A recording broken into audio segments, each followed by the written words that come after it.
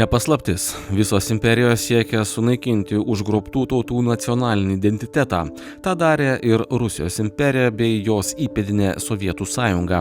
Ši totalitarinė valstybė carinę Rusiją vadino tautų kalėjimu, tačiau pati šiuo klausimu mažai kuo skyrėsi nuo savo pirmtakės.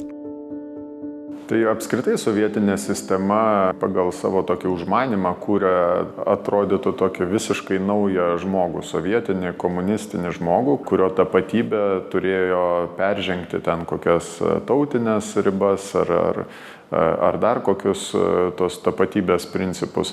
Tai visa kita, nacionalinė tapatybė, mūsų istorinė atmintis trukdė tam procesui. Daugeliu atveju tai buvo tiesiog naikinama ir fiziškai prisimenant ir trėmimo laikotarpius, kur mūsų intelektualinis elitas buvo paprasčiausia išvežtas ir naikinami netgi profesiniai tam tikri bendruomenės ir panašiai. O kitu atveju tai būdavo pajungiama tam sovietiniam interpretacijom ir tokių atsirasdavo labai keistų tokių hibridų, kur atrodo kažkokia istorinė interpretacija buvo perprogramuojama sovietiniam pasakojimui. Man dažnai tas, pavyzdžiui, XIX amžiaus sukilimų pasakojimas, Lenkijos Lietuvos sukilimų, transformuojamas į tarsi tokį darbininkų klasės sukilimą prieš ten kažkokius ten žemvaldžius ir panašiai. Tai viskas buvo adaptuojama tam sovietiniam savotiškam pasakojimui. Visų pirma, buvo svarbiausia, kad tas naujas žmogus neturėtų laisvės. Kad atimti iš jo laisvę.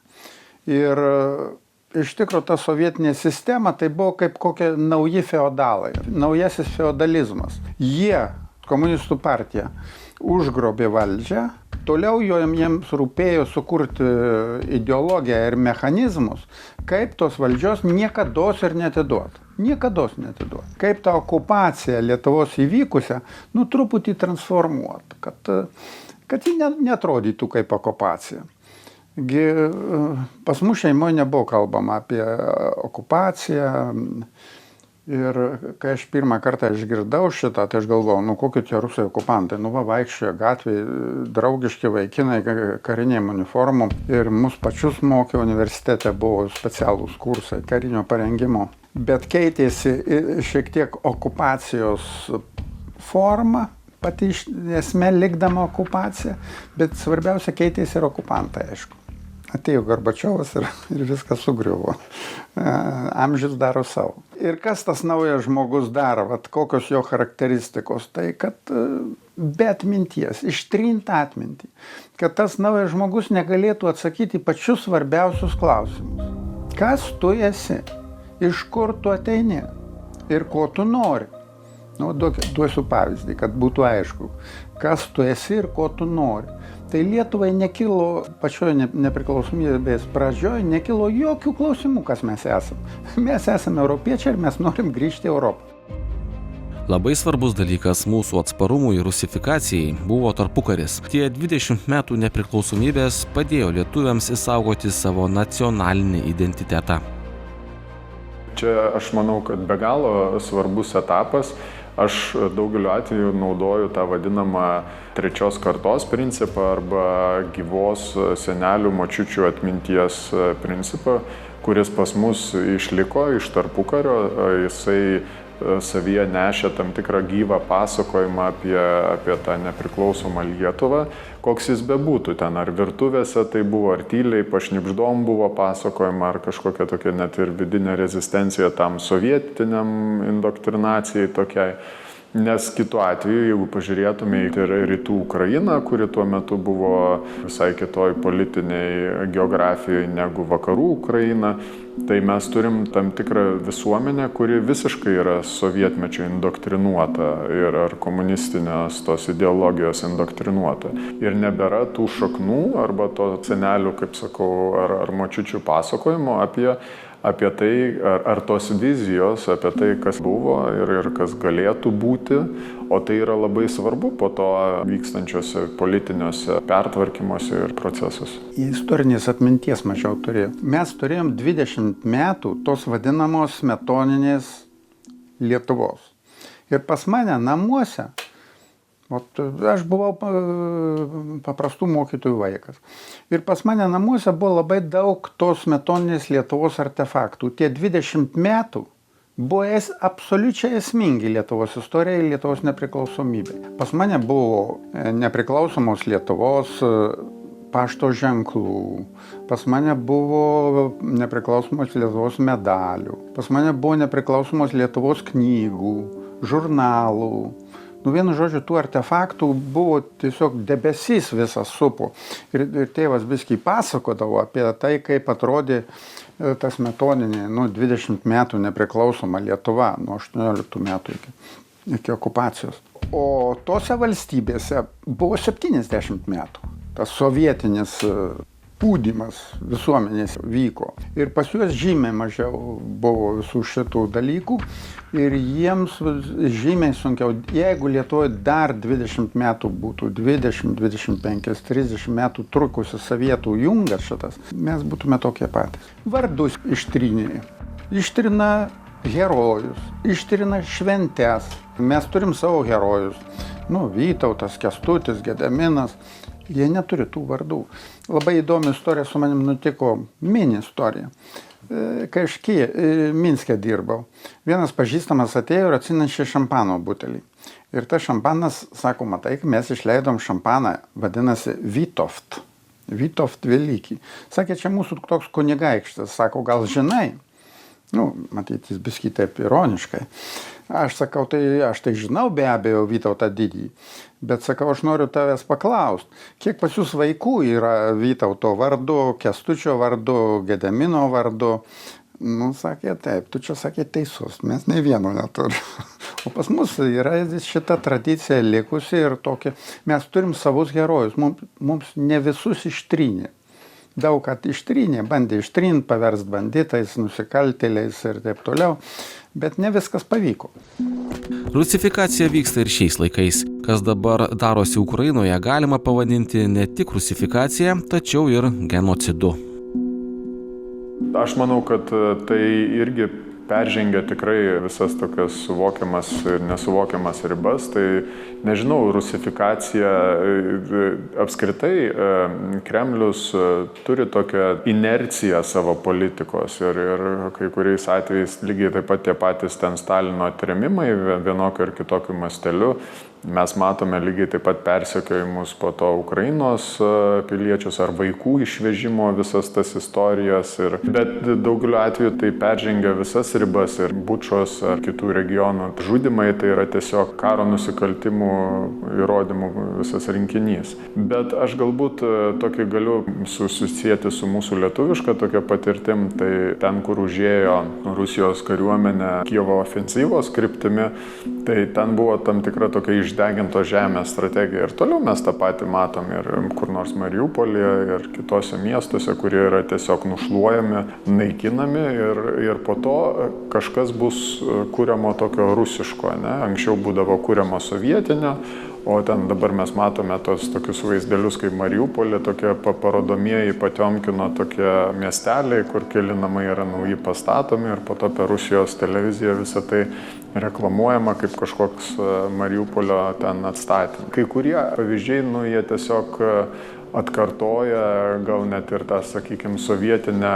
kovą su mūsų miško broliais, nes tai kaip yra tyčiojamasi, pavyzdžiui, iš karo belaisvių ar kaip visa tai yra po to transliuojama, tai lygiai taip pat prisiminkim, kaip mūsų partizanai buvo į miestelio centrus išvelkami kūnai, kaip tuo gąsdinama buvo ir panašiai.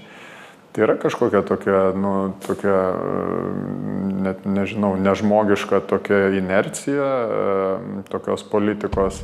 Bet iš kitos pusės nieko keista, nes dabartinė Kremliaus valdžia yra KGB palikimas. Tie žmonės turi tokią profesinę tiek patirtį, tiek atmintį ir jie elgiasi atitinkamai. Taip kaip buvo sovietmečių, taip yra tęsiama ir dabartinė tradicija. Tai yra valstybės ir tautos naikinimas, tai praktiškai yra genocidas vykdomas, politinis ir tautinis genocidas, naikinama valstybė ir tauta. Ir jeigu pažiūrėti iš paukščio skrydžio, bendrą paveikslą, ką mes iš viso matom, Kas ten vyksta? Tai vyksta tai, kad vakarai, Europa ir Amerika, pačiais bendriausiais bruožais.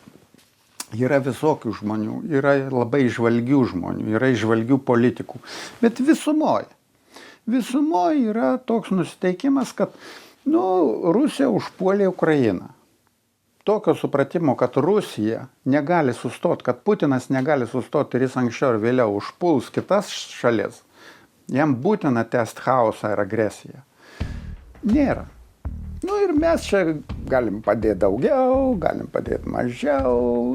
Kažkaip tai ukrainiečiai kovoja, jų karas teisingas, jie ginasi, padėsim mes. Bet tokios grėsmės supratimo, kad tai yra grėsmė mums, Europai, tai yra grėsmė Amerikai, nėra. Ten yra įsitikinimas, kad jie yra saugūs. Kodėl lietuviai remia, nepaprastai remia ukrainiečius, remia ginklais, pinigais. Žmonės aukoja milžiniškas sumas reguliariai, kas mėnesį. Todėl, kad jie jaučia ne tik tai empatiją ukrainiečiams, užuojautą ukrainiečiams ir aukoja, bet jaučia grėsmę. Ir aukoja, kad supranta, kad mes dabar pinigais atsiperkam. Ukrainiečių gyvybėmis mes atsiperkam, mes nusiperkam savo laiko. Mes jau nusipirkom 3 metus. Ir galbūt dar mums pavyks nusipirkti 2, 3, o gal dar netgi 4 metus, iki užgrius nauja agresija, nežinia kur ir kaip. Ir mes gal per tą laiką sukaupsim ir daugiau jėgų ir taip toliau. Tai mes savo pinigais ir ukrainiečių gyvybėmis perkam savo tą laiką.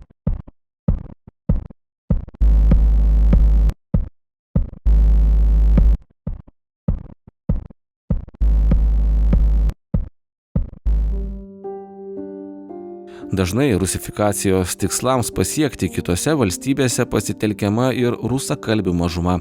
Rusija labai mėgsta kitoms valstybėms priekaištauti dėl rusų mažumos engimo, o pati tada ateina tos mažumos gelbėti. Mūsų atveju, Lietuvos atveju, jau gal net ir galime nustoti deeskaluoti tą rusų tautinės, aš sakyčiau, ne mažumos, o tautinės bendruomenės klausimą, nes irgi, kaip mes šnekam apie tai, irgi iliustruoja tam tikrus iššūkius.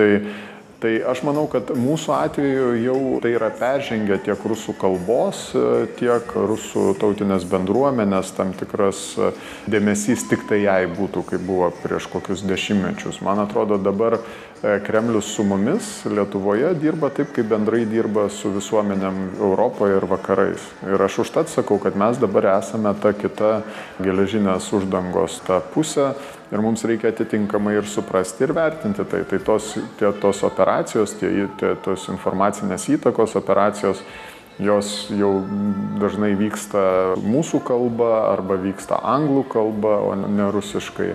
Jos dažnai taiko ne į kažkokius ten, nežinau, sovietinę nostalgiją ar kitus dalykus, bet, pavyzdžiui, nutaikytos į tos pykčio burbulus tokius, tos, kurie tiki sąmokslo teorijom ir panašiai. Nes Kremliaus tikslas vakaruose yra kurti tam tikras įtampas, skaldyti mus, silpninti mus atitinkamai, o nėra tas tikslas, koks buvo ten, sakykime, šaltojo karo metu, sukurti kažkokią tokią komunistinę rytojos kažkokią tokią viziją patrauklę.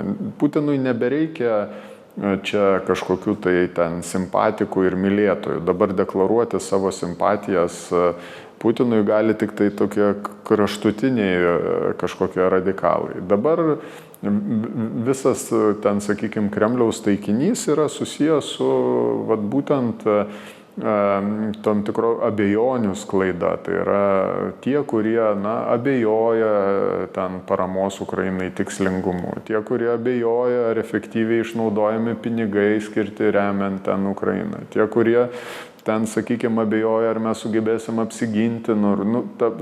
Ta pagrindinė tokia, jie yra, sakykime, tokie abejonės prekybininkai. Tai įvairiose srityse tai sukuria tam tikrą tokią įtampą ir mes atitinkamai tampame silpnesni, nes ta mūsų valia, jinai tokia išskysta.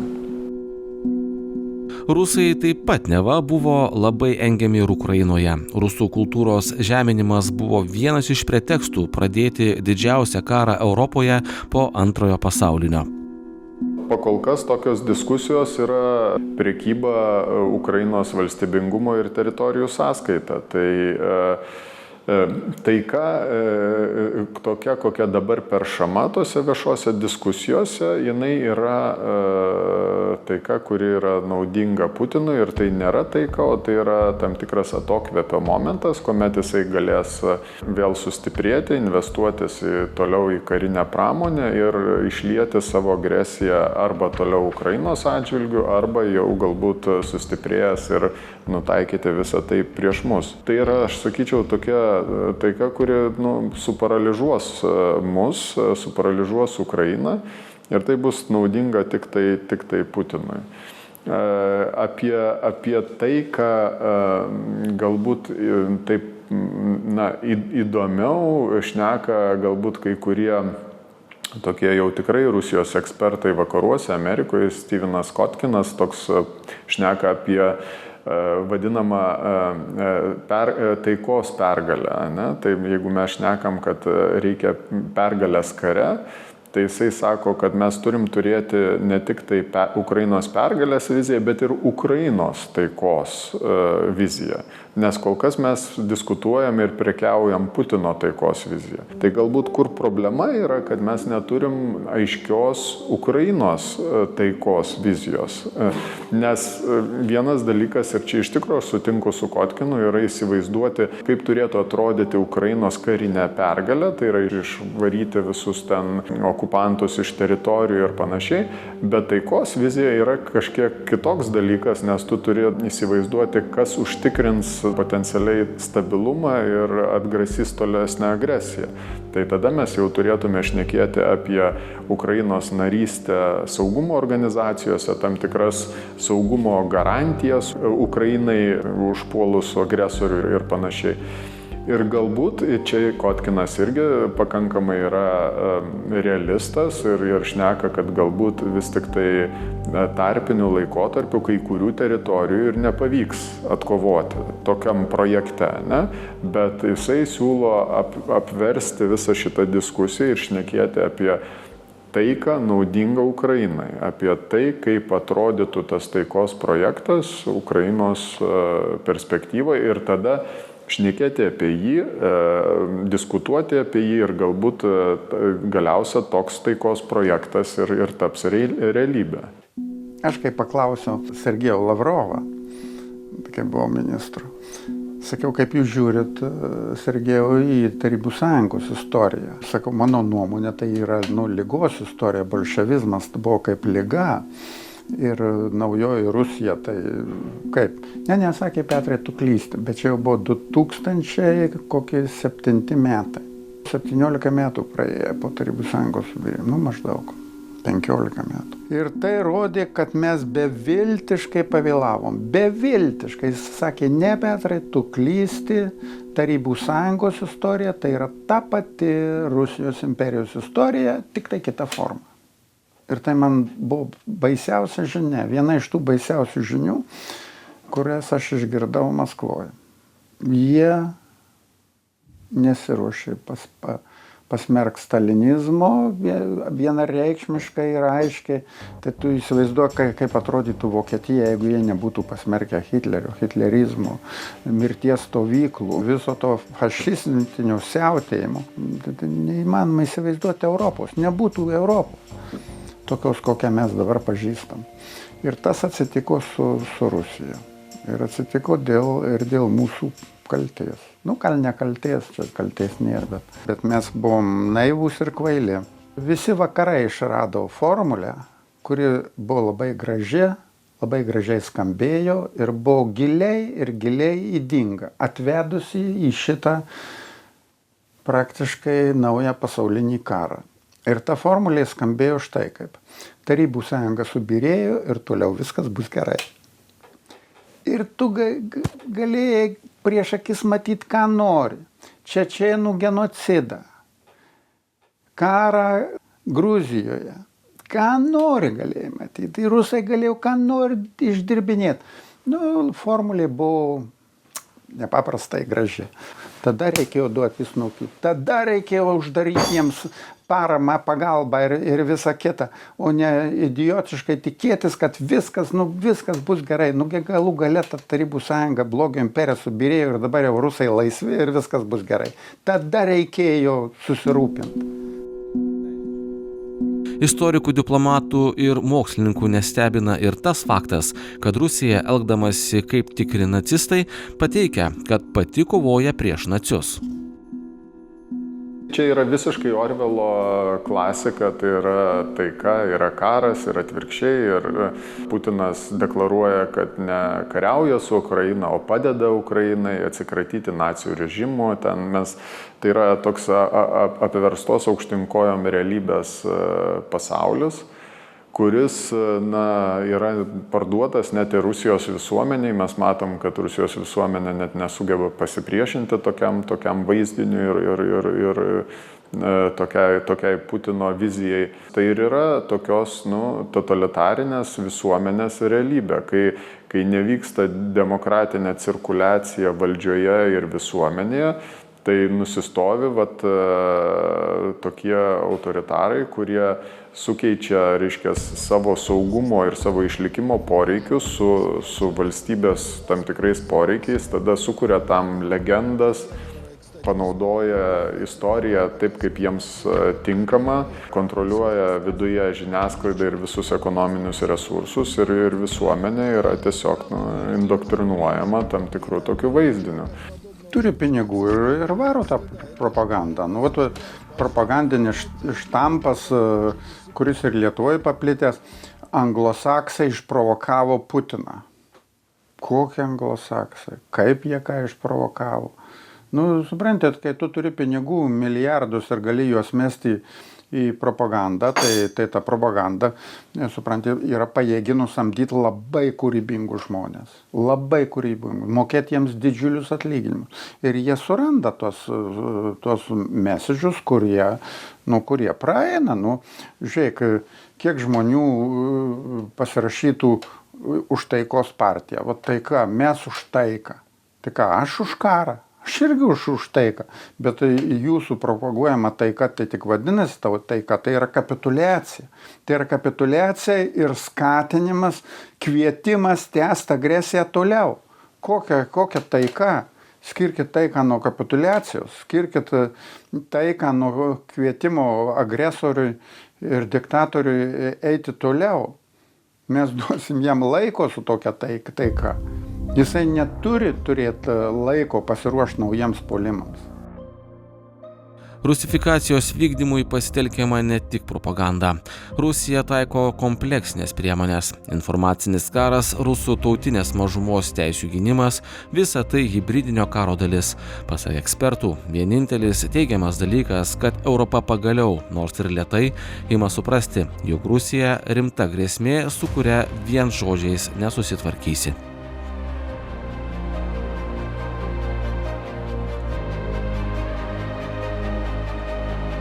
Projektą iš dalies finansuoja Medijų rėmimo fondas.